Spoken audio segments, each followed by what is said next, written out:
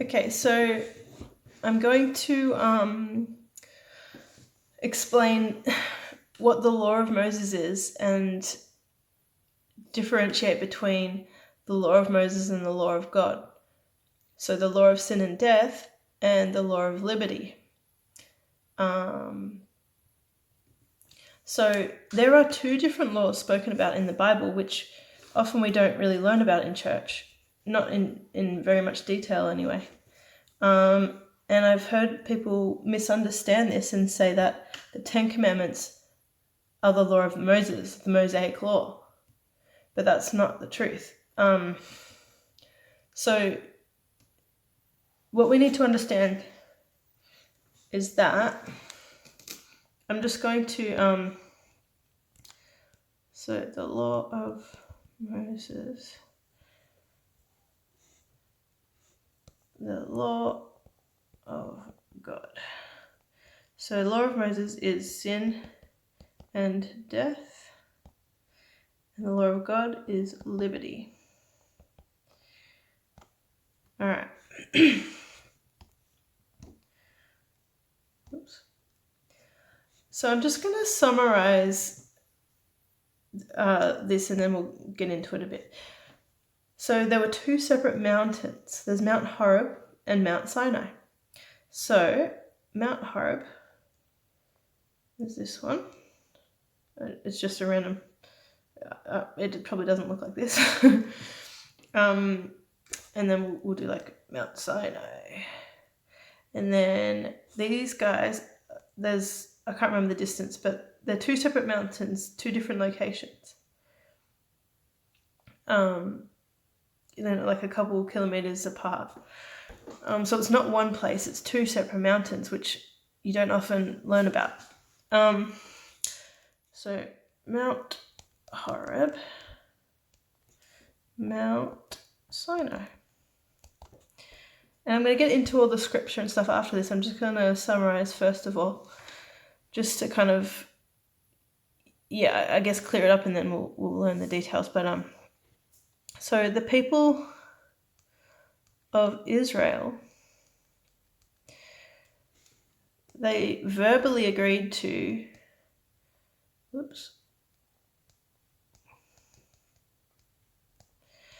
the Ten Commandments. Actually, when God spoke it.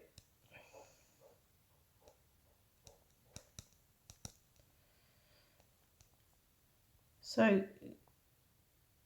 God said, keep the Ten Commandments. And they said, yes, we will, 100%. But then, what did they do? And just, so 1 John 5:3 says that the commandments aren't burdensome. It's the easy yoke and light burden that of Yeshua. So it is possible to keep these. And I'll get more into this after, but so anyway, they were like, oh yeah, we'll do this. Then they're like, oh no, we're going to build a golden calf idol statue to worship you with God, yay. But what does God say in the second commandment?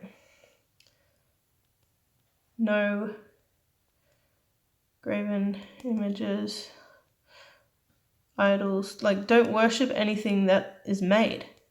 Don't even make anything or have anything to worship God with. And just side note, that includes a cross necklace, which actually ties into Tammuz worship and sun worship. And Hosea 2:2 says, it calls this adultery between a woman's breasts. Like, have nothing to do with the cross. No graven image or idol, anything to honor God with at all. Anyway, so they transgressed the second commandment, and they bowed down to an idol. So, to teach them a lesson, at Mount Sinai, God then writes the Ten Commandments in stone with his finger. And then Moses adds the 613 laws, which were handwritten ordinances. So, like paper. And so these laws, to make atonement for sin, you would have to do animal sacrifice. You know?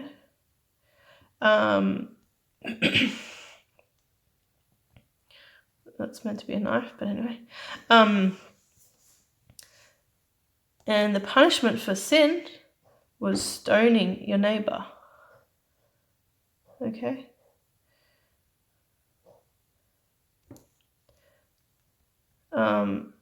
So this was to teach the people a lesson, like, well, you can't keep the 10 Commandments, I'll give you impossible laws. Laws that were too heavy for your fathers to carry. So these are impossible. These are a light burden. They are very possible. You know, obviously constantly checking in with yourself, asking God to reveal hidden sin.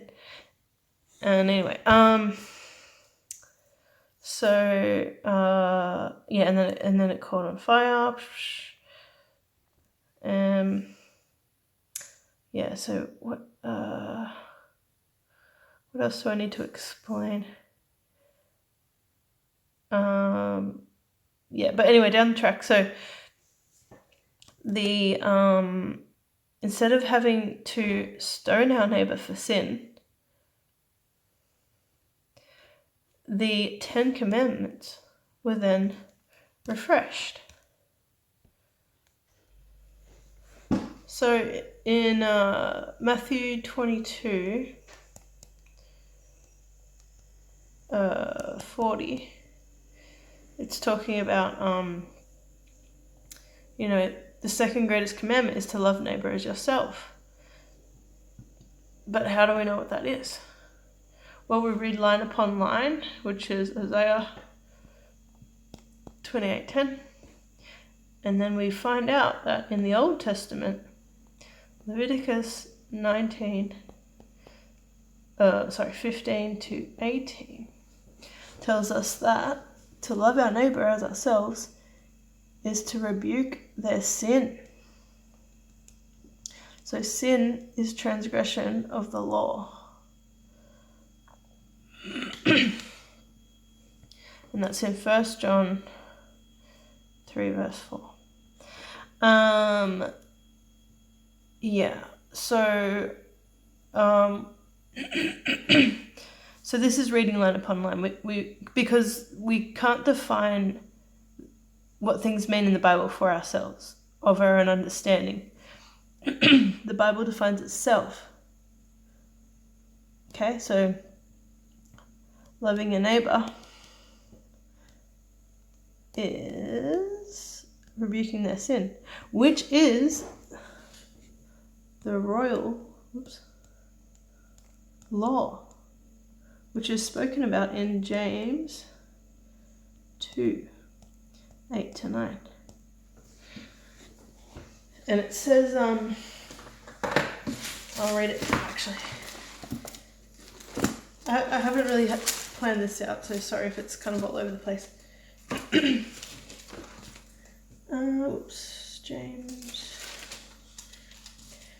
James 2:8. If you fulfill the royal law according to the scripture, you shall love thy neighbor as yourself, you do well.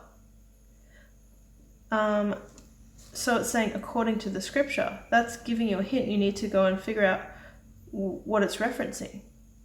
Because what scripture is it talking about? It's not like there's something else to this, right?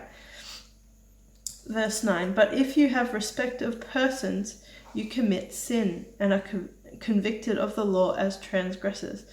So being a respecter of persons is also referenced somewhere else. I will have to find that, but basically it's saying you don't respect the person of the poor or the mighty.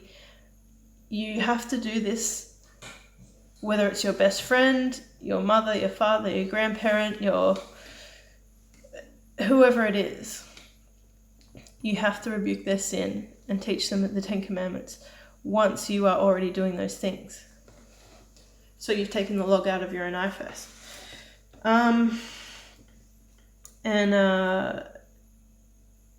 So there's also a rule for women. 1 Timothy 2:12 says a woman cannot teach or usurp the authority of a man.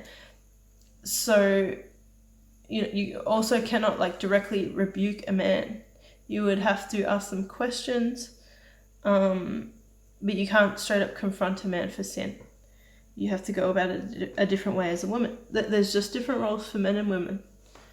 That's according to the Bible. So, it's not up to whether you believe that, like you want to believe that or you like that or not. If you love God and if you believe the Bible, then you go off the Bible, not what you feel and what you think. It's not about opinions. So what else?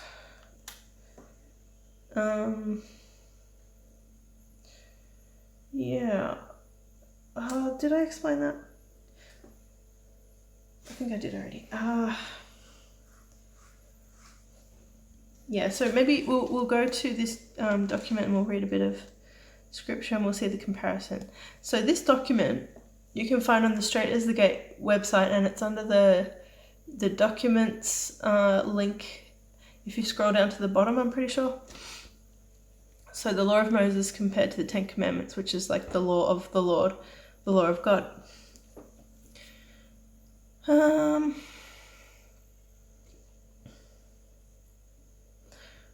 Yeah, so I mean, you can just pause the video and read through this if you like, and I'll just maybe explain it a little bit, but I don't think I'll read every single, I don't know, it might take a while. Let's just go over it, but yeah, either go and look up the document or feel free to pause and read through this, and then yeah, we'll go from there. But so oh yeah, I was gonna talk about I think it's in Galatians. There's some verses that can easily get confused. Like if you don't know the difference between the two laws, or that there are two laws, then you will read and you'll be like, oh my goodness, it's so clear that keeping the 10 Commandments is bad, because you don't know the difference between the 10 Commandments and the law of Moses, which is the sacrificial law, which, it doesn't work because, even in the New Testament, it says to keep the commandments. So there's something that we have to keep. So obviously there's two different laws being spoken about, because why would the Bible doesn't contradict itself, and God doesn't change. So it wouldn't say in the New Testament, keep the commandments, but also you can't keep the commandments because they're the law of death. That doesn't make sense. So obviously there's two different laws being spoken about. And now that we know there are two different mountains with two different laws given, we can differentiate. So there were laws that were contrary to us. So the Bible talks about laws being laws being good and laws being not good. So there's two different laws. And the law of Moses, the sacrificial law, is the law that is not good. But I'll just read this section. So the law that was contrary to us and against us. Colossians 2:14, blotting out the handwriting of ordinances that was against us, which was contrary to us. Deuteronomy 28-29, blessings for obeying the commandments and curses for disobeying the commandments. It's mentioned several times. You do well if you keep the commandments and you do the royal law. You do well. And this is talking about being blessed. And you're cursed if you are not keeping the commandments. And you can even read in the very last chapter of the Bible, Revelation 22:14. I know it, but I'm just going to reread it because I feel like I don't know word by word.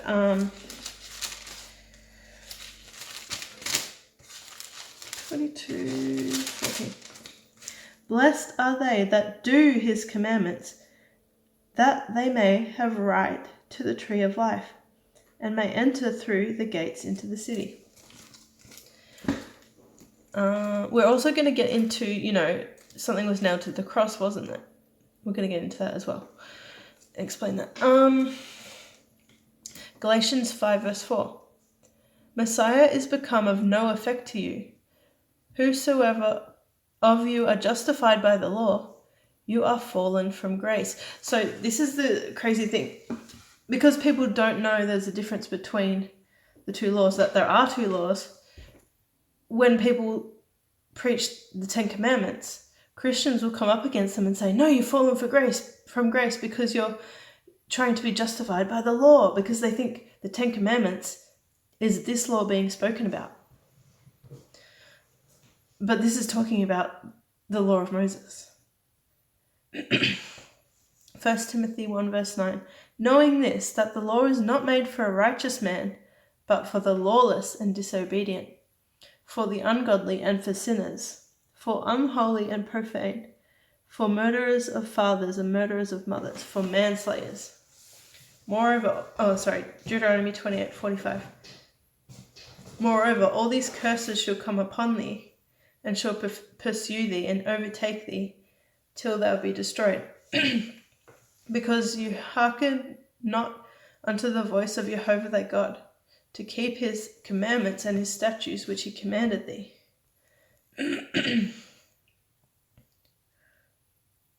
That's just...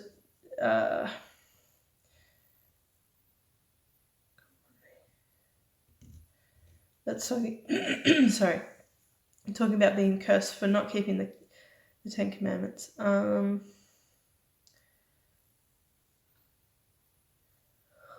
What else should we do? Alright. The law that wasn't grievous, the Ten Commandments. 1 John 5 verse 3. For this is the love of God, that we keep his commandments, and his commandments are not grievous. So they're a light burden. The other laws, the 613, were basically impossible to do, and especially in our modern times, you cannot do them. And, Matthew 5:19, if you break one, you break them all.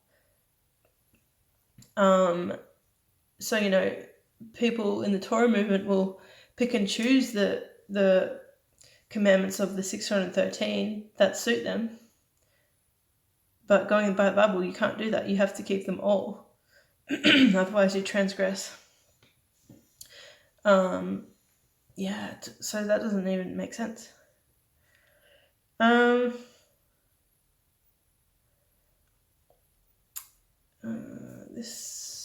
What was I going to talk about? Hang on, sorry.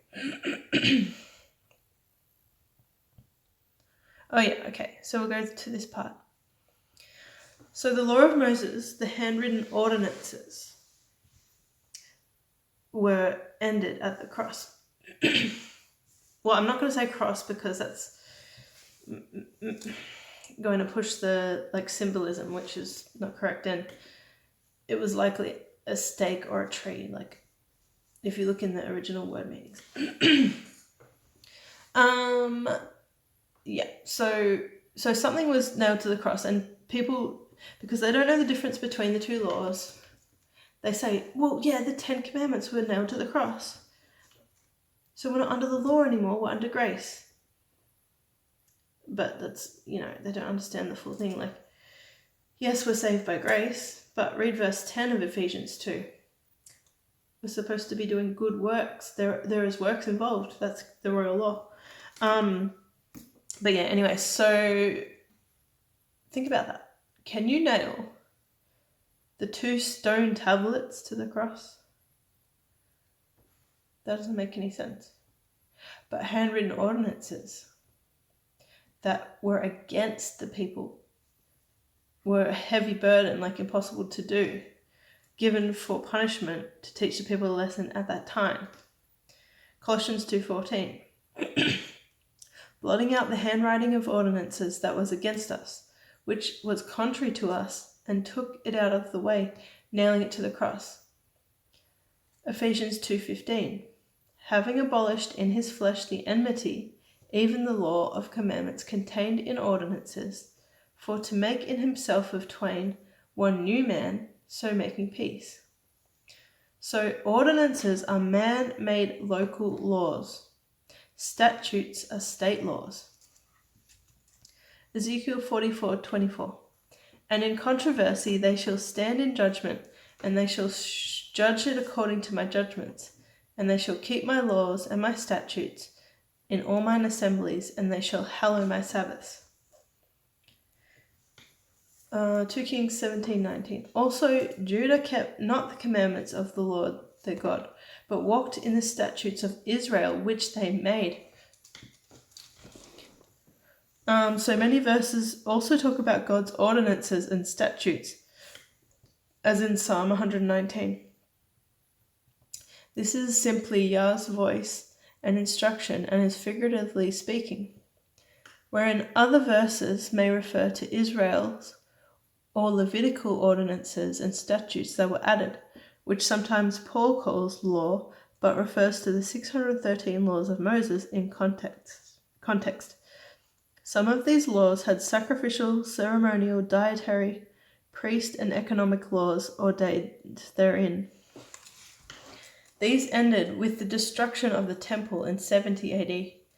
Pharisees over many decades also added many man-made laws to this list, building them beyond 613, and some added only by oral tradition. Messiah rebukes the Pharisees many times by unjust judgments and hypocrisy because of these traditions of men, where they created their own self-righteousness instead of standing on God's righteousness.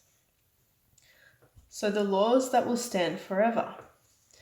So the law of Moses was meant for a time, which we've kind of gone over, like to teach the people a lesson at that time. And the 10 Commandments are to be kept forever. Luke 16:17.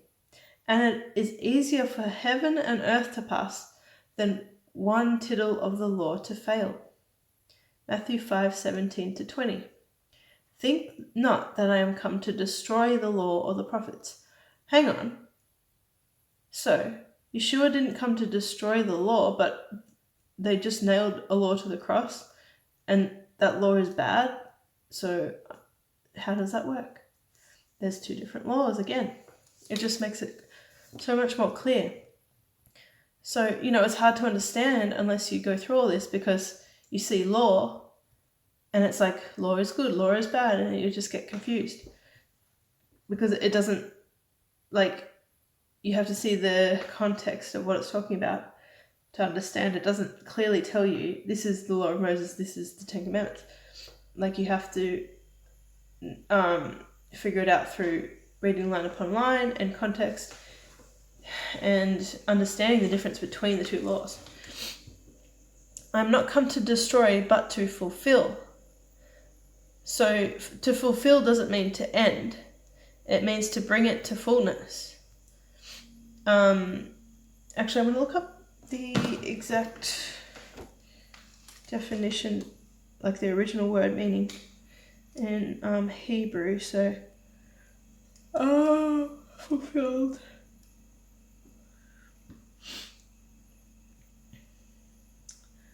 Sorry, 1 minute. Matthew.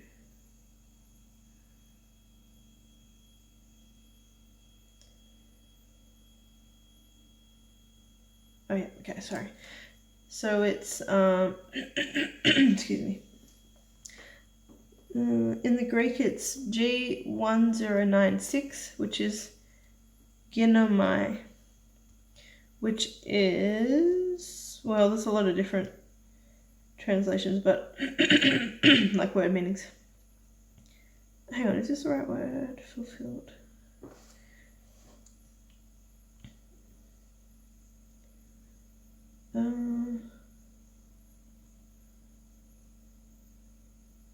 Okay.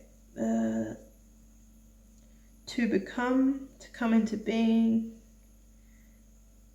to be assembled, come to pass. Anyway, sorry, that's kind of a side note, but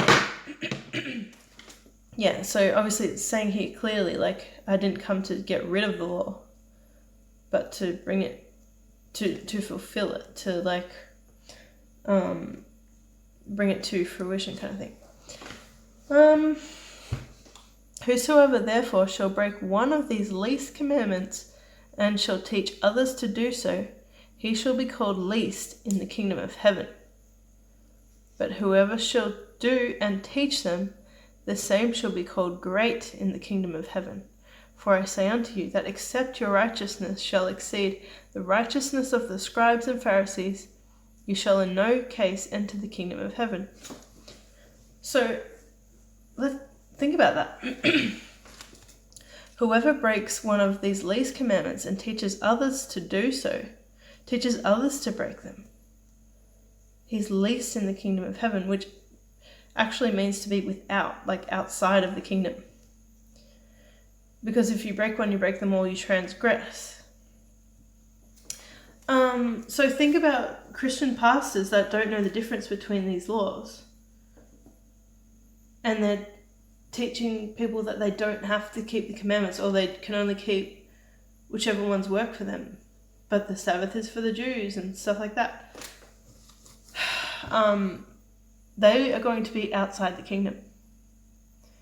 And those that are preaching the Ten Commandments will be great in the kingdom, because they are fulfilling the royal law. They are sharing the true gospel, which is the refreshing of the covenant, which means to keep and teach the Ten Commandments, and also to eat clean, which is Isaiah 65:66 and Leviticus 11. Okay, what else? Deuteronomy 6:25, and it shall be our righteousness if we observe to do all these commandments before Jehovah our God, as he has commanded us. Okay, so it's the righteousness of God to keep the commandments. Leviticus 24:8, every Sabbath he shall set in order before Jehovah continually, being taken from the children of Israel, being taken out from the children of Israel by an everlasting covenant. Sorry, I think there might be a double of that line there, but Deuteronomy 4:40. Thou shalt keep therefore his statutes and his commandments, which I command thee this day, that it may go well with you, so blessed again, and with thy children after thee, and that thou mayest prolong thy days upon the earth, which the Lord gives thee forever. What else? Oh yeah, this is a good one. Sorry. Deuteronomy 7:9. Know therefore that the Lord thy God, he is God, the faithful God, which keeps covenant and mercy with them that love him and keep his commandments to 1,000 generations. So we're definitely still within that time frame. If it's only been, 2,000, or, a couple thousand years since the Old Testament. 1,000 generations.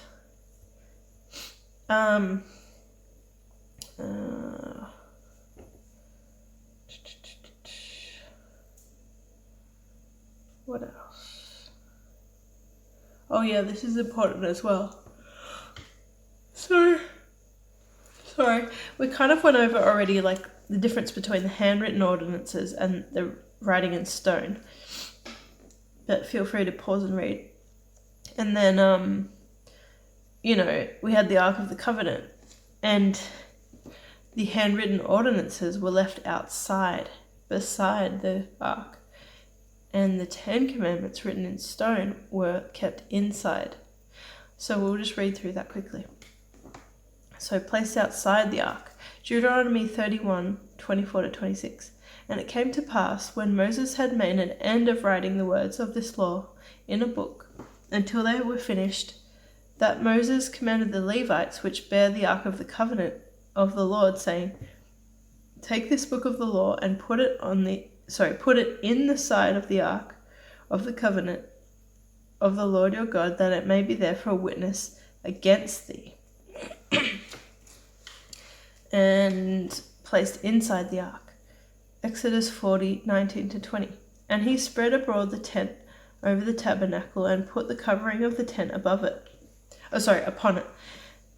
as the Lord commanded Moses. And he took and put the testimony in the ark, and set the staves on the ark, and put the mercy seat above upon the ark. I thought there was another. It's right. What else?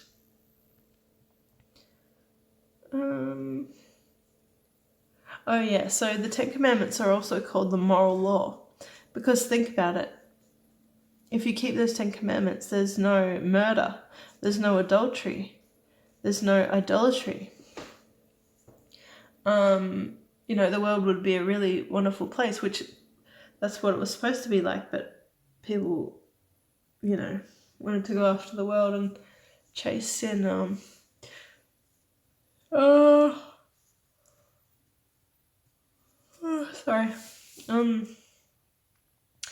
Romans 7:7.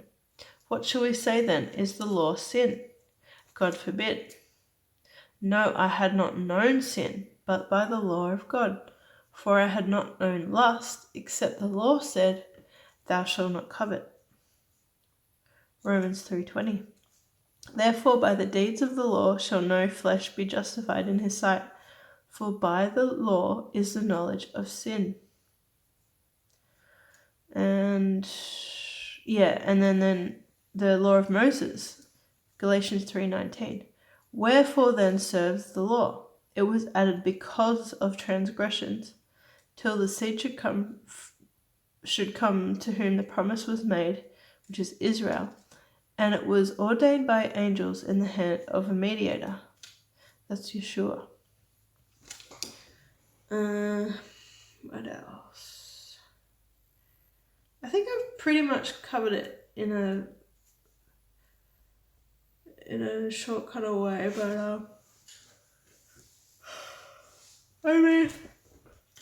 I'm sorry for yawning.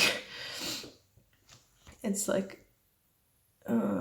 late in the day for me, well, in the evening. So if you want to know more, you should definitely reread over the document, because you should always test what people are saying. If they're saying the teaching from the Bible, then you go and make sure that that's actually true.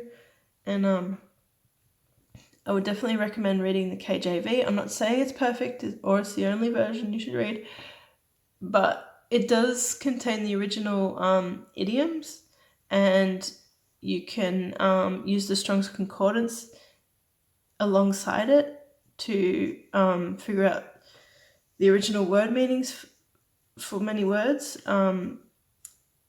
just to get a deeper understanding. But that's the version I would recommend for sure, because a lot of the modern versions, they change the wording to make it sound more simple or to push a certain agenda, and they also leave out certain verses to push an agenda. That's kind of like, well, not quite lying pen at the scribes, but it's taking from the Bible, which you should not do. So I wouldn't recommend reading any newer translations. But thank you for watching, and please feel free to reach out if you want to know more. Definitely check out the SpiritofTruth.Remnant website, which is this one. And there's actually a specific women's section here. And you can read more documents that some women have written for other women to learn.